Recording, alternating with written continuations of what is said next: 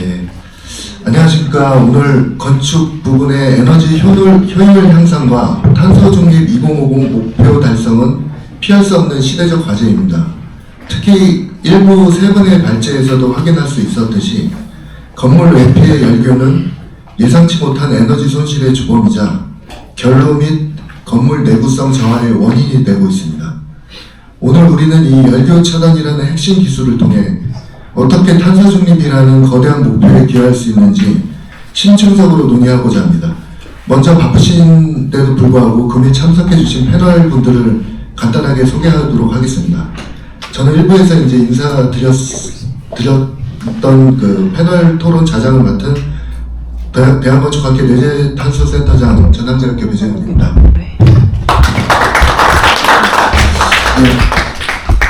제가 혼경드리면 가볍게 목례로 인사를 해주시면 감사하겠습니다. 우측부터 이제 먼저 한국건설안전환경실천연합의 오상근 회장님이십니다. 네, 감사합니다. 네, 이어서 서울과학기술대학교 건축학부 김영일 교수님이십니다. 네, 마지막으로 대한건축학회 운영센터장 운영상 박사님이십니다. 예, 세 분의 참석에 다시 한번 감사드립니다. 예, 본격적으로 금일 토론은 세 가지 주제에 대해서 말씀을 하려고 했는데요. 그 현장 적용 장벽, 그리고 제도 및 표준화, 그리고 산학형 협력 모델 세 가지 핵심 주제에 대해서 초점을 맞춰서 진행하도록 하겠습니다. 첫 번째 논의 주제는 현장 적용 장벽과 기술의 경제성입니다. 앞서 일부에서도 이제 소개됐듯이 열교 차단 기술은 이제 국내뿐만 아니라 해외에 개발된 기술들이 많은 것 같습니다. 그러나 이제 기술의 존재와 실제 적용은 별개의 문제입니다. 설계 단계에서 이제 확보된 단열 성능이 시공 단계에서 유지되지 못하거나 아까 일부에서도 이제 문의 주셨듯이 초기 투자 비용 부담 때문에 이 열교 차단 기술을 도입을 망설이는 경우가 많이 있다고 생각되어집니다. 그래서 이에 대해서 이제 두 가지를 여쭙겠습니다. 첫째, 이제 설계 성능이 실제 현장에서 어느 정도 유지될 수 있다고 보시는지, 그리고 두 번째로 열교 차단 기술의 에너지 절감 효과와 초기 비용 사이에서 이제 실효성 있는 경제성은 어떻게 확보될 수 있는지 패널분들의 고견을 좀 부탁드리겠습니다. 네, 감사합니다. 방금 소개받은 한국건설안전환경실천연합의 수석회장 오상근입니다.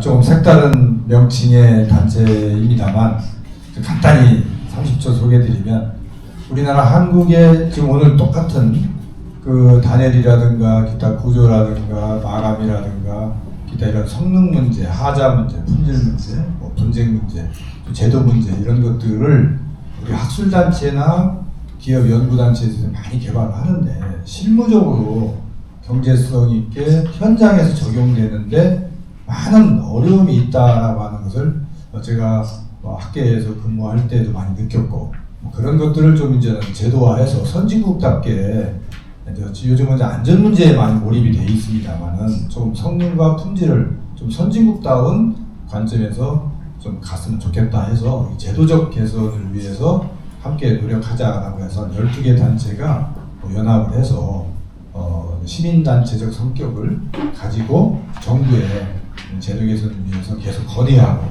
쫓아가서 필요할 때는 항의도 하고 하는 그런 단체입니다. 그래서 긍정적인 부분에서 시민 활동을 하자, 건설 안전 환경 품질을 위해서 이렇게 해서 만들어진 단체로 지금 7년째 운영을 하고 있습니다. 많은 성원과 협조 부탁드리고요. 오늘 주제에 대해서도 이미 많은 저희가 단열재에 대해서도 건설안전환경실천연합에서도 검토를 했었습니다. 그 성과를 하나 보면은 이 두꺼운 게 좋으냐 얇은 게 좋으냐라는 관점에서 봤을 때 상당히 논란이 많이 되고 있더라고요. 그래서 또 얇지만 이게 지금 현재 에너지 설계 기준이 올해 설립이 되면서 저희한테 민원이 하나 들어온 게 이 단열 성능이 설계 시공을 막 하고 사용하는 과정, 준공해서 사용할 때쯤 되면은 에너지 전략 성능이 10% 정도 감소돼 있더라. 왜냐면 그 단열재 성능이 시공했을 때하고 또 막상 사용하고자 1, 2년 지나가면은 성능이 변질된다. 그러면 국민적 신뢰도라든가 시공의 신뢰도라든가 설계의 신뢰도, 이 재료와 실질적인 그 실무적인 이런 문제에 겹쳐 있다고 해가지고 그런 문제를 가지고 검토를 해본 적이 있습니다만, 그런 맥락에서 봤을 때 오늘 발표한 자료를 보면은 저는 좀 우리 한국 속담을 하나 이용하면은 구슬이 서말이라도 꿰어야 보배라고 하는 말씀이 있습니다. 이 구슬이라고 하면 우리 에너지 단열교 차단 기술을 하나 이제 최근에 굉장히 필요해서 에너지 확보를 위해서 오늘 세 분의 발제자를 통해서 봤습니다만, 이게 제도적으로 체계적으로 실용화적으로 이게 꿰어져 있지가 않고 해외의 유명 기술, 해외 유명 성능 공법, 또 ISO라든가 또 이오타라든가 기타 다양한 나라에서 이미 많이 연구를 해왔고, 또 우리나라에서 벌써 수십 년 가까이 이 연구를 해왔는데 왜 제도적으로는 안 돼 있는가라는 걸 보면은 이 구슬이 제대로 가치 있는 기술들이 제대로 꿰어져서 실행력이 없기 때문에 그렇구나라고 하는 부분이 있는데요. 그래서 저는 결과적으로 설계 기준, 그 다음에 시공 기준, 그 다음에 감리 기준, 그 다음에 유지관리 기준, 이렇게 체계가 연결이 좀 돼져야 되는데, 설계 기준 단계에서는 굉장히 열심히 우리나라도 노력을 많이 하고 했음에도 불구하고, 그럼 제대로 된 단열 설계 기준이 있나? 에너지 전략 설계 기준이라는 것은 있는데, 그럼 단열 설계 기준이라고 하는 것들은 있느냐? 왜냐? 그리고 시공할 때 건축공사 표준 시방서에 이 열교 차단 단열 공사라고 제가 찾아봤습니다. 이 중요한 기술이 불과 설계 시방서에 보면 몇 페이지밖에 없어요. 왜 이렇게 시공 기준에서는 이게 좀 낙후되어 있다는 표현은 좀 그렇습니다만, 왜 이렇게 엄청난 좋은 기술들이 많이 있는데 왜 시공 기준에서는 이런 것들이 거의 취급되지 않고 그냥 선언적으로 이렇게 그냥 뭐 읽어보면 다 아실 겁니다. 그래서 그걸 찾아본 결과 열교 차단이라고 하는 부분에 대한 내용이 없어요. 그래서 이런 기회에 이번에 우리 대한건축회에서도 시방서 기준을 총괄하는 그 관리 단체 기관이기 때문에 이 행사를 통해서 좀 더 시방서에서 어떻게 적극적으로 이것을 활용할 수 있는가를 걸 제도화할 필요가 있다는 것을 절대적으로 좀 생각을 하게 됐습니다. 왜냐하면 설계를 했으면 그 설계에 따라서 시공을 하는 기준이 시방서인데, 설계 기준도 좀 뭐 명확하지 않고 시방서도 없고, 그러다 보니까 좋은 기술들은 이미 세계적으로나 국내적으로 많이 생산이 돼서 활용이 되고 있는데 이게 체계적으로 전부, 그러다 보니까 아까도 질문이 나왔습니다만 우리 부군 교수님 말씀해 주셨던 그 네 가지 공법, 유단열하고 열교, 또 내단열, 열교, 유단열하고 파라페다고 열교, 발코니 무비 열교, 이렇게 했을 때 이게 이제 경제, 항상 우리는 정부 관계자들이 이 돈 문제 먼저 따지고, 또 시공사, 대기업 건설사들도 애로사항을 자꾸 얘기하는 게 좋은 기술 적용하고 싶은데, 이 경제적인 부분에서 아직 우리나라 국민적인 시각이라든가 정부의 정책자 입장에서도 돈이 좀 더 들어가고 예산이 더 들어간다라고 하면은 피하는 현상들이 너무 강하다 보니까, 그러면 이게 우리 시민단체적인 성격에서 이런 제도적인 것을 구슬을 꿰을 수 있는 쪽에 좀 힘을 보태드려야 되겠다 하는 차원에서도 계속 노력을 하고 있습니다만, 그래서 저는 시공, 경제성 이런 것들이 연결이 돼서 우선은 건축공사 표준 시방서에서부터 좀 더 이렇게 반영을 해가지고 실제 시공할 때 참고할 수 있도록, 그리고 그것을 설계자가 또 크로스 체킹을 하면서 접근할 수 있도록 좀 제도화적으로 가는 것이 이제 경제성하고 연결이 되지 않겠는가라고 생각을 해서 짧게 그런 정도 말씀을 드리도록 하겠습니다. 감사합니다.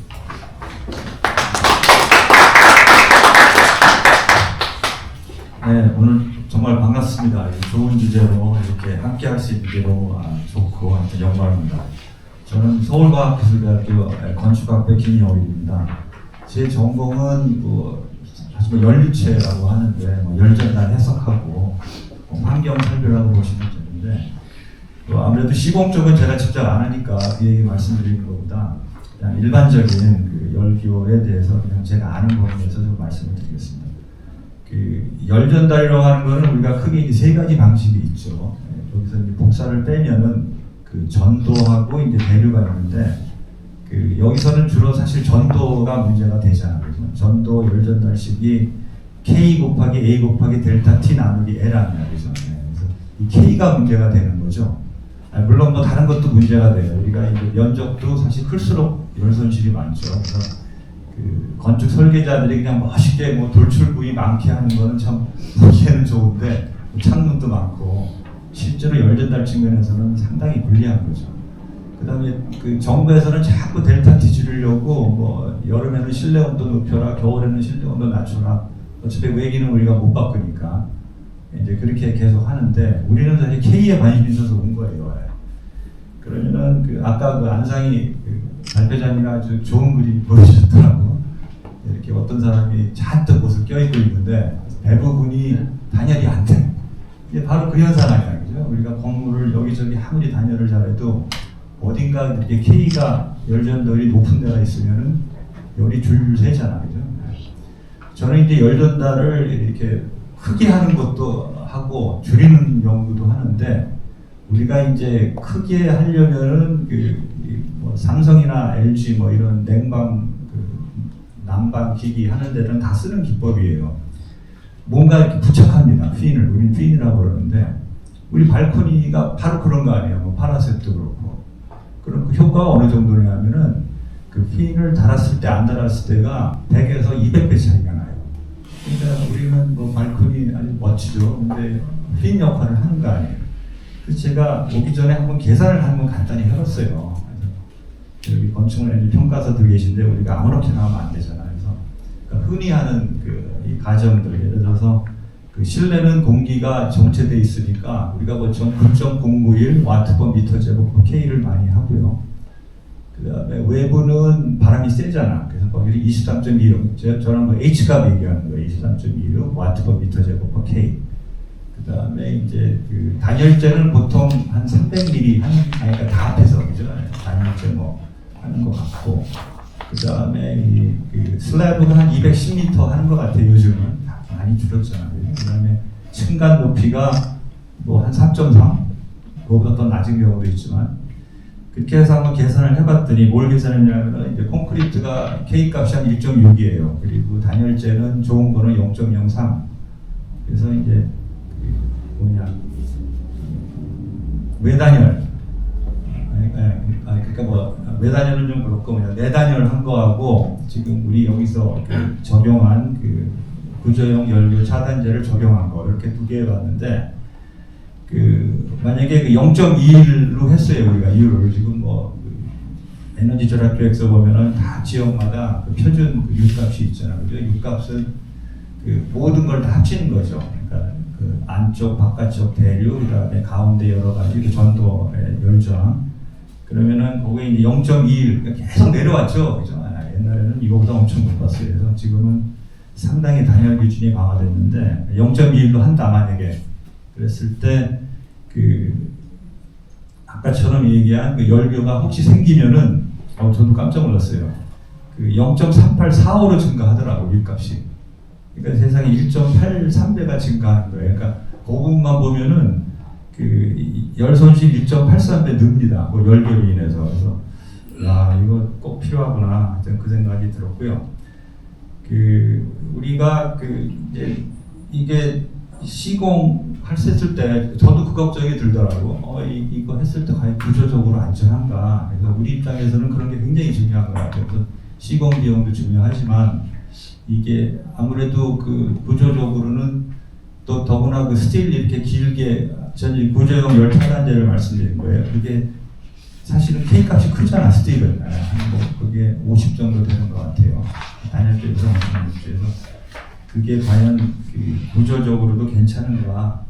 그게 좀 걱정되고, 그리고 이런 것들을 뭐 실제 그 실험하고 실증하는 거는 상당히 케이스 바이 케이스 어려운 것 같아요. 그래서 그 시뮬레이션을 많이 활용을 해야 되는데, 시뮬레이션도 뭐 여러 가지가 있는 것 같아요. 저는 뭐 NC 스플런트를 쓰는데 찾아보니까 뭐 썸, 뭐 이런 것도 있고, 그 다음에 ACCA에서 하는 TRME가 스프링즈 뭐 이런 것도 있고, 그 다음에 결로에서는 뭐 피지벨을 많이 쓰는 것 같아요. 근데 이런 것들이 다 검증이 안 돼서 제 생각에는 좀 이거를 어디선가 국가과제로 이렇게 시뮬레이션 하면은 잘 맞는다, 뭐 그런 게 있을 것 같고, 그다음에 이제 중요한 거는 이 업체분들하고 이렇게 얘기를 해보면은 뭐 딱 기준이 하나예요. 예를 들어서 국가로 뭐 제도적으로 이게 그 안에 들어와야 된다. 그러니까 괜히 비용이 더 드니까 할 필요 없잖아요. 특히 에코투가 지금 엄청 많이 우리 건축물 엔슈럴 등급 제로에너지 건축물에 다 지금 쓰이는데, 여기에 아까 보셨지만은 굉장히 간단해요. 내단열, 외단열 그거밖에 없더라고. 저도 이렇게 시뮬레이션 해보면은 이거가 이 반영되는가 상당히 어려워요. 그러면은 에포트에서 뭐 좋은 점수 못 받을 텐데 이거 해봐야 상당히 건축주나 뭐 설계자나 아니면 시공자나 하기는 어렵겠죠. 그래서 이게 이제 제도 안으로 들어와야 되는데 그것도 제대로 들어와야 될 것 같아요. 왜냐하면 여기 계신 분들은 저는 사실 뭐 학교에 있기 때문에 아주 비교적 공정한 입장인데, 이게 뭐 에너지를 30%, 40% 막 이렇게 절약한다고 그러면은 그게 사실 미소지잖아요. 그러니까 그 부분에 해당하는 거를 정확하게 우리가 해서 좀 제대로 이게 정착시키는 게 좋을 것 같아요. 그래요. 저도 한 이 정도로 말씀드리도록 하겠습니다. 감사합니다.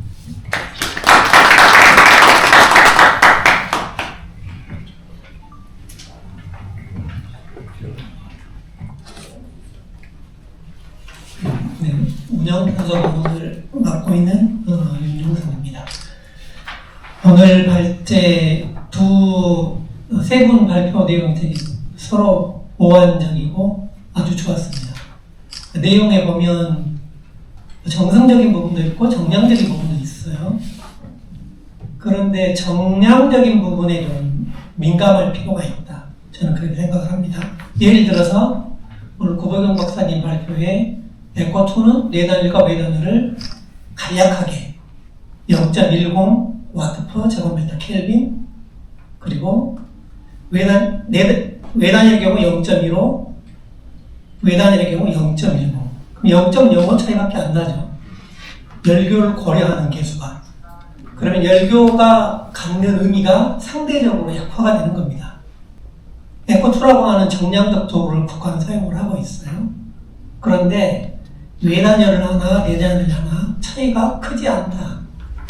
이제 단열재 두께가 두꺼워지면서 상대적으로 열교가 갖는 비중이 커지고 있기는 하지만, 그렇더라도 오늘 고병 박사님 발표하셨던 내용들을 보시면 0.05는 너무 작다. 이 부분을 연구를 통해서 의식화할 필요가 있다. 이게 선형열교 부분이 이렇게 되겠고요. 점형열교도 고려를 해야 된다. 열교 부분은 단순하게 단열 부분에서 특별하게 열이 많이 빠져나가는 문제가 열 현상으로 나타나고 있는데, 정량화하지 않으면 고객들을 만나기가 어렵다. 고객을 만나는 방법 중에 하나가 정책을 통해서예요. 정책을 통하면 굳이 고객에게 설명을 하지 않아도 수용성이 높아지기 때문입니다. 그렇더라도 정책을 하는 입장에서는 비용이 얼마만큼 들어가고 얼마만큼 세이브 되냐, 이걸 논하지 않을 수가 없습니다. 그러니까 간접적으로 논하게 되는 거죠. 그렇다면 제 소비자 부담을 줄여준다라고 하는 관점에서 에너지 성능을 향상시키면 소비자는 부담이 늘어나죠. 그럼 그 비용을 누가 부담할 거냐? 소비자에게 전가를 시키면 당연히 어렵습니다. 저는 열교 산업계가 시장을 키워서 법인세를 내고 법인세의 일부를 다시 소비자에게 전가시켜서 부담을 줄여주는 방법도 있다. 지원을 해주는 겁니다. 열교 기술이 들어와야 되는데 지금은 비용이 비싸다고 생각을 하고 있어요. 누군가는 비용을 지불을 해야지만이 확보가 되는 부분 되겠죠. 이 부분은 이제 순수하게 열에너지 관점인 거고요. 두 번째는 이태구 교수님 발표 때도 말씀하셨듯이 환경적인 부분. 결로가 발생하면 검은 곰팡이가 발생하고, 검은 곰팡이 발생으로 인해서 특히 기관지가 약한 사람들은 병원을 방문하는 횟수가 굉장히 많았습니다. 유럽에서. 왜 이렇게 많은 환자가 발생할까? 연구 결과에 검은 곰팡이가 원인이었어요. 그 비용은 지금 우리는 에너지 비용에서는 산출 안 하고 있죠. 왜냐면 간접적으로 발생하는 비용이니까. 세 번째는 구조적인 하자가 발생을 하고 있습니다.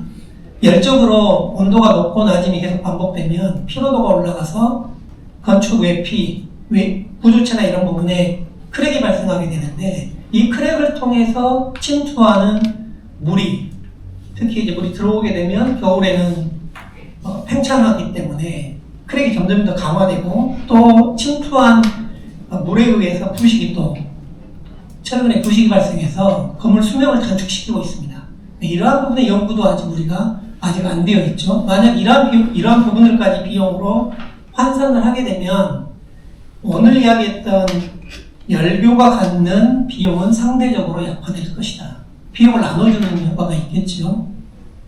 그리고 그 열교 부분에 대한 에코2에서 내단열과 외단열을 간략적으로 0.05W 정도 차이가 나는 부분으로 표현을 할 때 그 부분은 너무 약하게 고려가 되어 있다고 하는데 일단 얼마만큼 강화를 시켜야 될 것인가에 대한 연구가 필요하고요. 지금 에코2는 0.05지만 실제적으로는 독일의 에코2의 로직은 독일 1859를 반영을 한 건데 거기는 1.0 정도 차이가 나죠. 왜냐하면 거기는 내단열의 경우 0.15, 중단열에 하나가 있습니다. 그래서 0.1, 외단열에 0.05 이렇게 돼 있어요. 그래서 실제적으로 한 0.1 정도 차이가 내단열과 외단열의 차이가 있고요.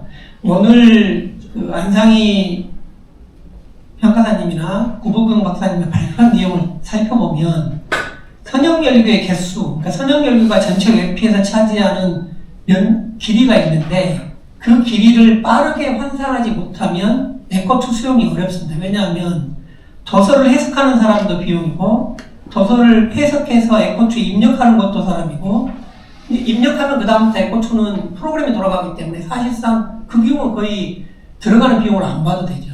그런데 앞단에 있어서 도서에서 열교 부분 읽어내는 것을 한번 가정을 해보면 이 시간이 보통 들어가는 게 아닙니다.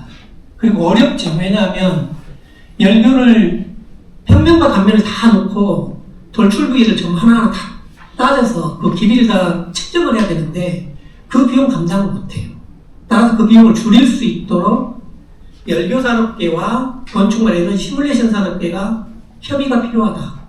하지만 지금처럼 간략적으로 0.1 정도 또는 0.05 정도의 차이만을 고려한다면 열교 산업계가 상당히 어려움이 있을 것이다. 이렇게 보고 있습니다. 예, 세 분이서 좋은 말씀 감사드립니다. 그래서 세 분이서 이제 공통적으로 나온 게 이제 그 단열 설계 기준 자체가 좀 필요성에 대해서 말씀을 해주셨는데 이 부분은 저도 좀 궁금한 부분이긴 한데 이게 탄소 중립 목표를 달성시키기 위해서 이제 건축법도 있고 그리고 에너지 성능 기준 그리고 ZEB 인증 이렇게 서로 다른 방향으로 적용이 되면서 현장에서 봤을 때는 큰 혼란이 좀 발생하고 있는 것 같습니다. 그래서 특히 설계자나 시공자가 도대체 어떤 기준을 따라야 하는지 좀 혼란스러워하는 것 같은데 뭔가 이렇게 통일된 기준이나 지침이 좀 필요하다고 보고 있습니다. 그래서 이 부분에 대해서 어떻게 생각하시는지 간단하게 좀 말씀을 해주시고 마지막 코멘트를 좀 부탁드리면서 이 부분을 좀 말씀을 해주시면 감사하겠습니다.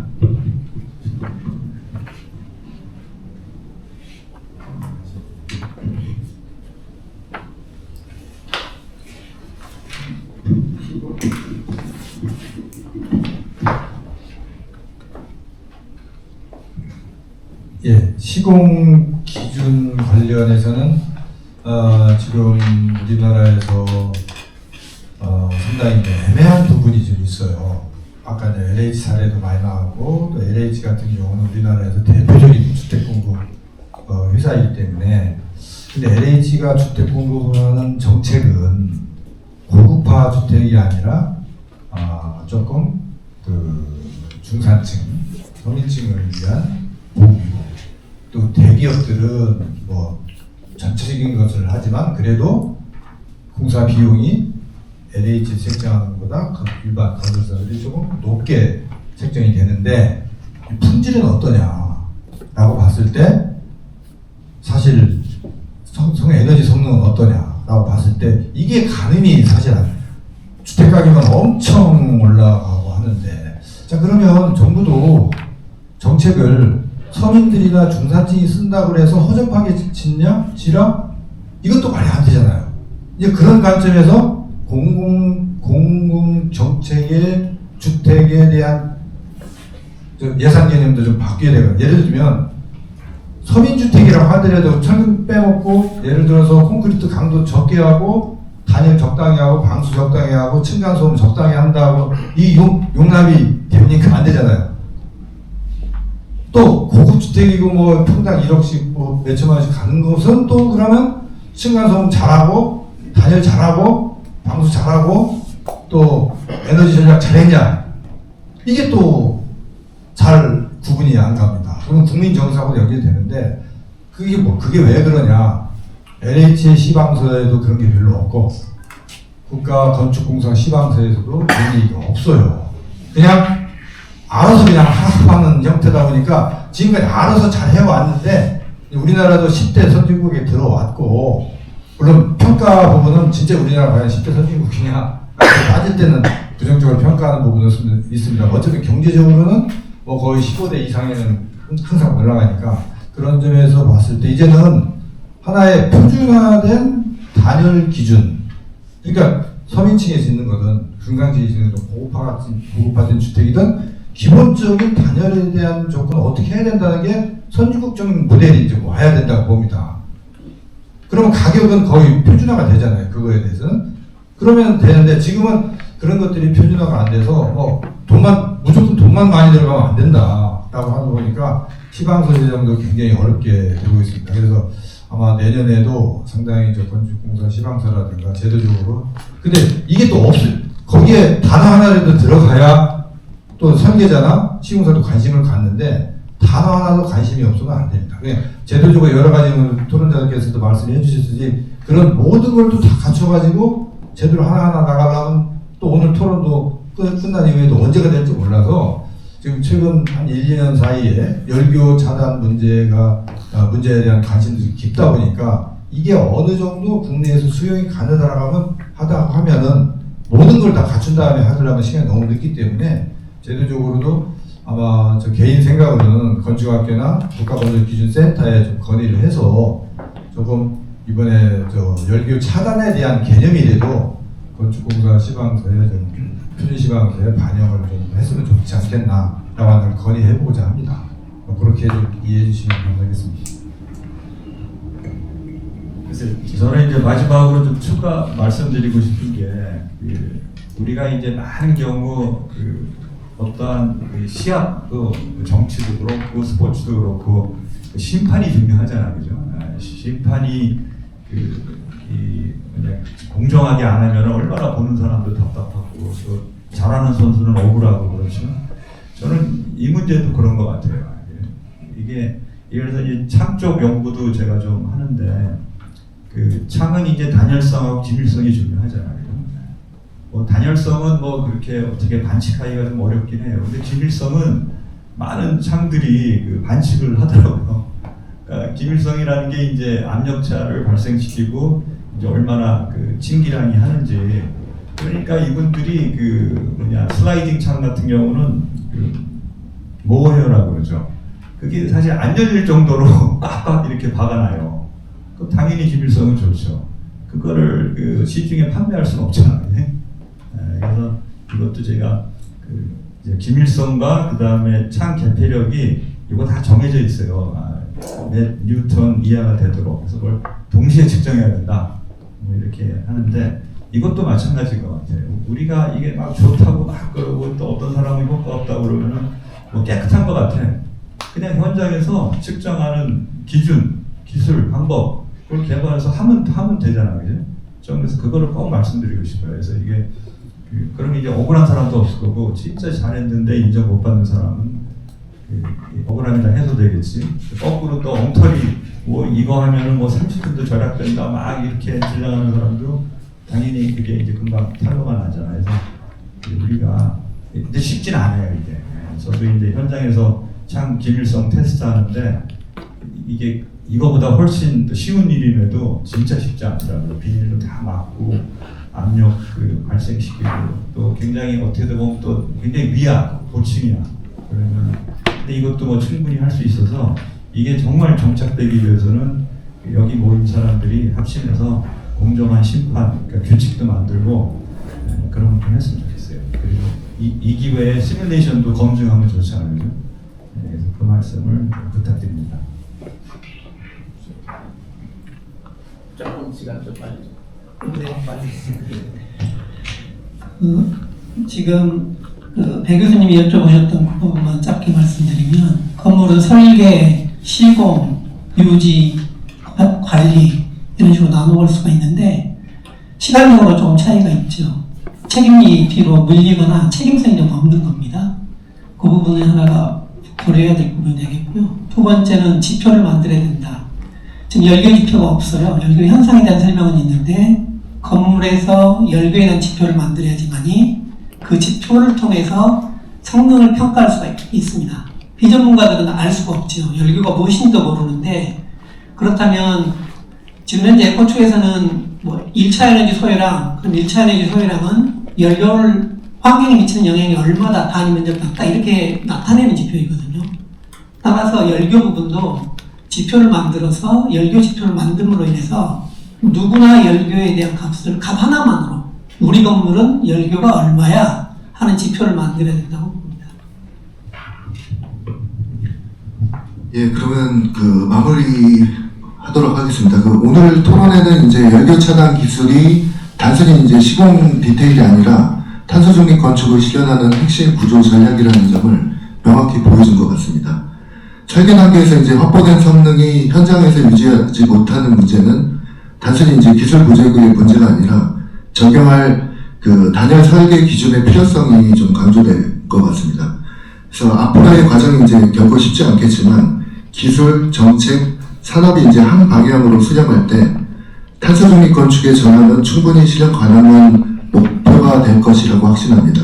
참석해주신 발표자, 패널 여러분, 그리고 함께해주신 모든 분들께 깊이 감사드립니다. 이상으로 탄소 중립 건축을 위한 열교 차단 기술 발전의 토론회를 마치도록 하겠습니다. 네, 감사합니다.